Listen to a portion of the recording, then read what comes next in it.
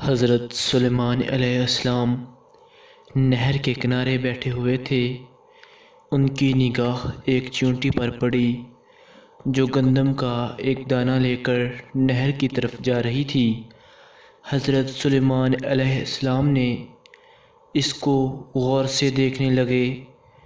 جب چیونٹی پانی کے قریب پہنچی تو اچانک مینڈک نے اپنا سر پانی سے باہر نکالا اور اپنا منہ کھولا تو یہ چیونٹی اپنے دانے کے ساتھ اس کے منہ میں چلی گئی اور مینڈک پانی میں داخل ہو گیا اور بہت دیر پانی میں رہا۔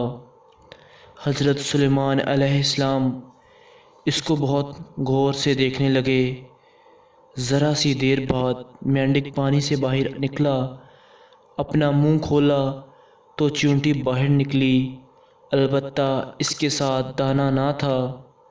حضرت سلیمان علیہ السلام نے اسے بلا کر پوچھا، اے چیونٹی، ماجرا کیا تھا اور وہ کہاں گئی تھی؟ اس نے بتایا، اے اللہ کے نبی، آپ جو نہر کی تہہ میں ایک بڑا کھوکھلا پتھر دیکھ رہے ہیں، اس کے اندر بہت سے کیڑے مکوڑے ہیں۔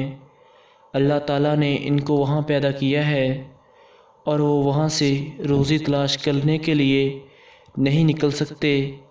اللہ تعالیٰ نے مجھے ان کی روزی کا وکیل بنایا ہے اور میں ان کی روزی کو اٹھا کر لے جاتی ہوں، اور اللہ پاک نے اس مینڈک کو میرے لیے مسخر فرمایا ہے تاکہ وہ مجھے لے کر جائے اور اس کے منہ میں ہونے کی وجہ سے مجھے پانی نقصان نہیں پہنچا پاتا۔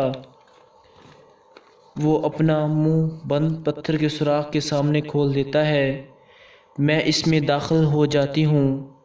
جب میں ان کی روزی ان تک پہنچا کر پتھر کے سوراخ سے اس کے منہ تک آتی ہوں تو مینڈک مجھے اپنے منہ میں رکھ کر پانی سے باہر نکال دیتا ہے۔ حضرت سلیمان علیہ السلام نے کہا، کیا تو نے ان کیڑوں کی کوئی تسبیح سنی ہے؟ تو چیونٹی نے کہا، ہاں، وہ سب کہتے ہیں، اے وہ ذات جو مجھے اس گہرے پانی کے اندر بھی نہیں بھولتی۔ سبحان اللہ، سبحان اللہ، سبحان اللہ۔ ہے وہ ذات جو مجھے اس پانی کے اندر بھی نہیں بھولتی۔ سبحان اللہ۔